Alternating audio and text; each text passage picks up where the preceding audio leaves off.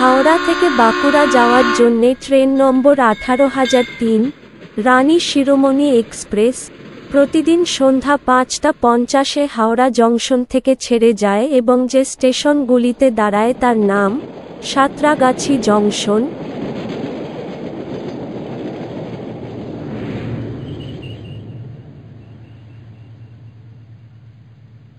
Bagnan, Mecheda, Panskura junction, Haur, Radhamohanpur, আলীচক,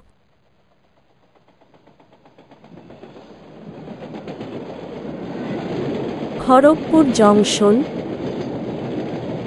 গিরি Maidan, Gokulpur, Medinipur, Godapiasal, Salboni, Chandrakona road, Garbeta, Bagri road, Piardoba, Bishnupur junction, Ramsagar, Ondagram. Bheduasol থেকে একই দিন রাত 10:28 বাঁকুড়া জংশনে পৌঁছায়। এই ট্রেন আগে আদ্রা জংশনে গিয়ে থামে।